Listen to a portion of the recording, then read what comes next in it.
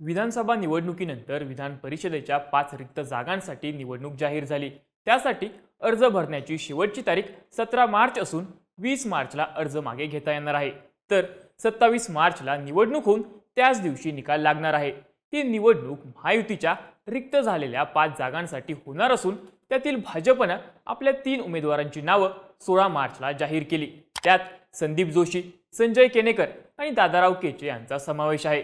हे तिन्ही उमेदवार मुख्यमंत्री फडणवीसांच्या मर्जीतील असल्याचं बोललं जात आहे।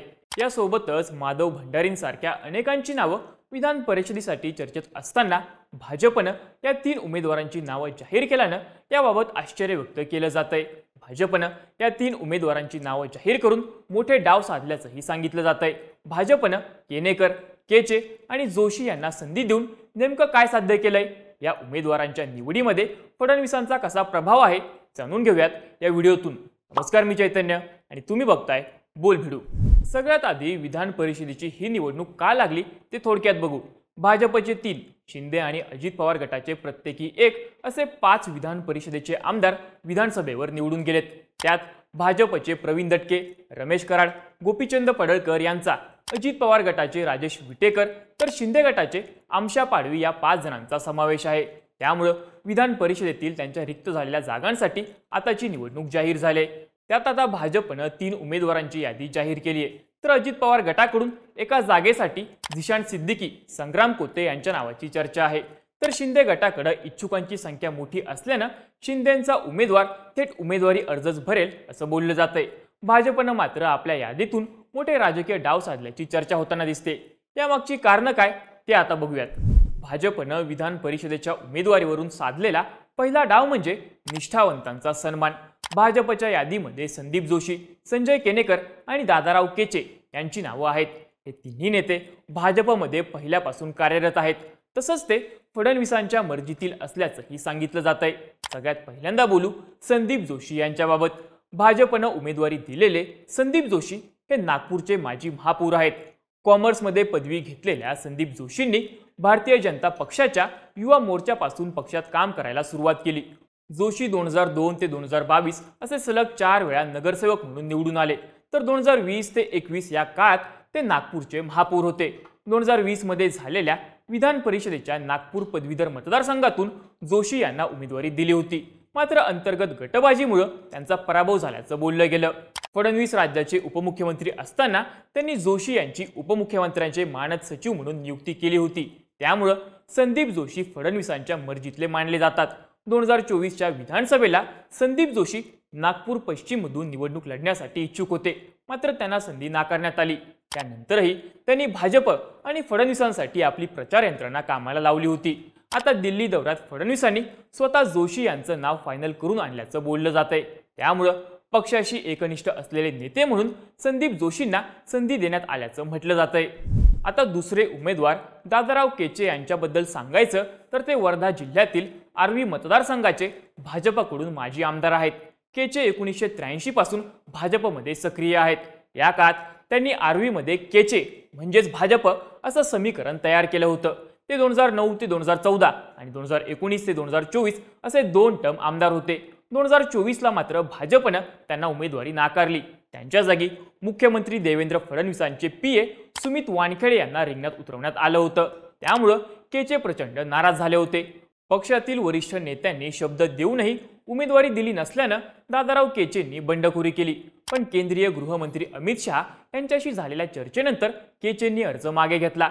इतकंच नाही तर केचेंनी वानखेडेंसाठी 23 सभा घेत मतदारसंघामध्ये जोरदार प्रचारही केला होता। त्यामुळे 71 वर्षीय केचे यांना उमेदवारी देऊन भाजपने त्यांचंही राजकीय पुनर्वसन केल्याचं बोललं जात आहे। आता नाव येतं ते संजय केनेकर यांचं। केनेकर विद्यार्थी दशेपासून भाजपशी जोडले आहेत। ते छत्रपती संभाजीनगर भाजपचे 2 वेळा शहराध्यक्ष राहिलेत। तसंच 2 वेळा नगरसेवक आणि उपमहापौर म्हणूनही त्यांनी काम केलंय। जिल्ह्यातील संघटना बांधणीमध्ये त्यांनी मोठं योगदान दिल्याची माहिती आहे। सध्या केनेकर हे महाराष्ट्र भाजपचे प्रदेश सरचिटणीस या पदावर कार्यरत आहेत। दरम्यान 2024च्या विधानसभेला ते छत्रपती संभाजीनगर इथून लढण्यासाठी इच्छुक होते। मात्र त्यांच्याऐवजी पक्षाने अतुल सावे यांना उमेदवारी दिली। त्यानंतरही त्यांनी पक्षात सक्रिय कामकाज केल्याची माहिती आहे। बूथ पातळीपासून जिल्हा प्रदेश स्तरावर भाजपसाठी काम केलेल्या केनेकरांना भाजपनं विधान परिषदेची उमेदवारी दिल्याचं राजकीय वर्तुळातून सांगितलं जातंय। याबाबत त्यांनी पक्षासाठी 33 वर्ष काम केल्याची ही पावती असल्याचं सांगून पक्षातील वरिष्ठांचे आभार मानलेत। एकूणच भाजपनं या 3 जणांना विधान परिषदेची संधी देऊन निष्ठावंतांचा सन्मान केल्याची चर्चा आहे। भाजपनं विधान परिषदेच्या उमेदवारीमधून साधलेला दुसरा डाव म्हणजे विदर्भाला बक्षीस। विधान परिषदेचे प्रवीण दटके हे नागपूर मध्य, रमेश कराड हे लातूर ग्रामीण आणि गोपीचंद पडळकर हे सांगलीच्या जतमधून निवडून आलेत। त्यामुळे दटकेंच्या जागी संदीप जोशींचं नाव घेतलं जात होतं। त्यानुसार त्यांना आता उमेदवारी मिळाली आहे। तसंच पक्षावर नाराज असलेल्या दादाराव केचे यांच्या नावाची राजकीय वर्तुळात पहिल्यापासून चर्चा होतीच। त्यानुसार केचे यांचंही नाव उमेदवारीसाठी फायनल करण्यात आलं। संदीप जोशी आणि केचे हे दोघेही विदर्भातून येणारे नेते, तर संजय केनेकर हे मराठवाड्यातून येणारे। आता गोपीचंद पडळकर हे पश्चिम महाराष्ट्रातून येणारे असल्यामुळे त्यांच्या जागी पश्चिम महाराष्ट्रातीलच नेत्याला विधान परिषदेवर संधी मिळण्याची शक्यता होती। पण भाजपनं तसं न करता केचे आणि जोशी असे दोघंही विदर्भातले उमेदवार दिले आहेत।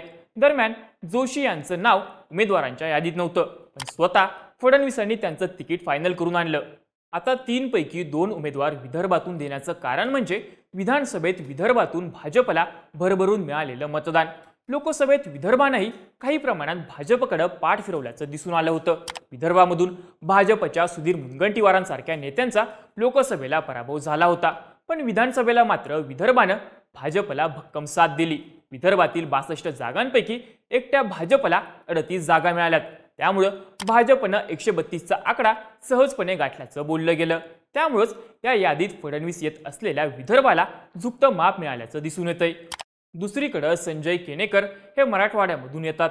त्या मराठवाड्यानं भाजपला 17 आमदार दिलेत, तर महायुतीच्या पारड्यामध्ये 38 जागा टाकल्यात। या मोठ्या आकड्यांमुळेच त्या यादीमध्ये भाजपनं विदर्भ आणि मराठवाड्याला महत्त्व दिल्याचं बोललं जातंय। विधान परिषदेच्या यादीतून साधलेला तिसरा डाव सांगितला जातो तो म्हणजे छोट्या जातसमूहांना संधी। राज्यात गेल्या 1.5-2 वर्षांपासून मराठा आरक्षणावरून वातावरण तापलं होतं।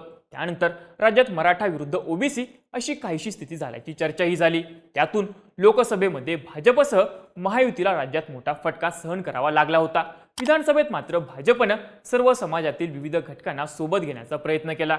यातूनच पंतप्रधान नरेंद्र मोदी यांनी आपल्या नंदुरबार आणि नाशिकसह इतर विदर्भातील भाषणांमध्ये ओबीसी, आदिवासी समुदायातील लहान लहान घटकांची नावं घेतली होती। त्यातूनच भाजपला ओबीसीतील सर्व घटकांसह इतर समाजांनाही मोठ्या प्रमाणात साथ दिल्याचं निकालातून दिसून आलं होतं। हीच बाब भाजपनं विधान परिषदेसाठी तिघांची यादी देताना डोळ्यासमोर ठेवल्याचं दिसून येतंय। संदीप जोशी हे ब्राह्मण समाजामधून येतात, तर केनेकर हे ओबीसी समाजातून येत असले तरी ते काथारवाणी या छोट्या जातसमूहातून येतात, तर दादाराव केचे हे ओबीसीतील कुणबी मराठा समाजाचं नेतृत्व करतात। त्यामुळे भाजपनं या वेगवेगळ्या समाजांना विधान परिषदेमध्ये संधी देऊन आगामी स्थानिक स्वराज्य संस्थांच्या निवडणुकींसाठी फिल्डिंग लावल्याचं बोललं जातंय। आता भाजपचं संख्याबळ बघता हे 3ही उमेदवार निवडून येतील असंच बोललं जातंय, पण या 3ही जागांचा कार्यकाळ 13 मे 2026ला संपणार आहे। त्यामुळे निवडून येणारे भाजपचे उमेदवार फक्त 13 महिनेच आमदार राहतील। त्यातील कोणाला भाजप रिपीट करणार हे पाहणं महत्त्वाचं असणार आहे। तुम्हाला काय वाटतं? भाजपनं विधान परिषदेच्या उमेदवारांच्या यादीतून कोणते डाव साधलेत?